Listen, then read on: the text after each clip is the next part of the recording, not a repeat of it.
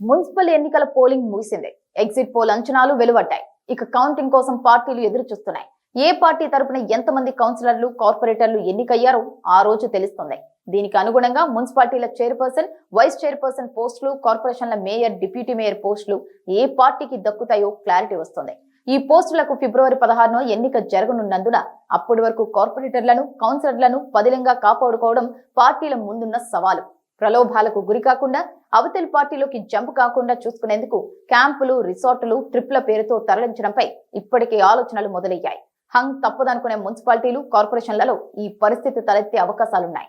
గత ప్రభుత్వంలో 2020 మున్సిపల్ ఎన్నికల సందర్భంగా ఇలాంటి ఎత్తుగడలే అమలయ్యాయి. నిజామాబాద్ కార్పొరేషన్ మేయర్ ఎన్నిక సందర్భంగా మరే పార్టీ కంటే ఎక్కువ మంది కార్పొరేటర్లు బీజేపీకి ఉన్నా మేయర్ స్థానం దక్కలేదు.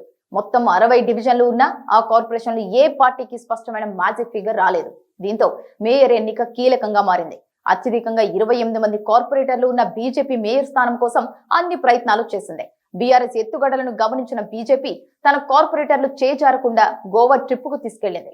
మేయర్ పీఠాన్ని చేజిక్కించుకునేందుకు బీఆర్ఎస్ ప్రలోభాలకు తెరలేపింది.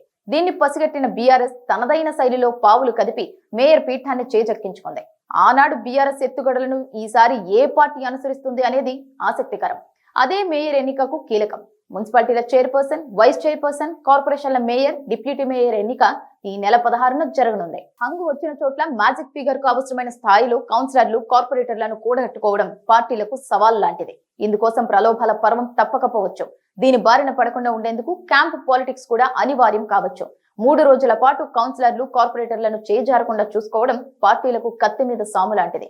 ఎన్నికల్లో గెలవడానికి అభ్యర్థులు ఖర్చు చేస్తే ఇప్పుడు వారిని కాపాడుకోవడానికి పార్టీలు ఖర్చు చేయాల్సి రావచ్చు. గత ఎన్నికల్లో బీఆర్ఎస్ ప్రలోభాలకు పాల్పడితే అప్పటి ప్రతిపక్ష పార్టీలు గోవా లాంటి చోట్లకు తరలించాల్సి వచ్చింది. ఇప్పుడు దానికి భిన్నంగా బీఆర్ఎస్ క్యాంపు పాలిటిక్స్ చేపట్టక తప్పని పరిస్థితులు ఏర్పడనున్నాయి.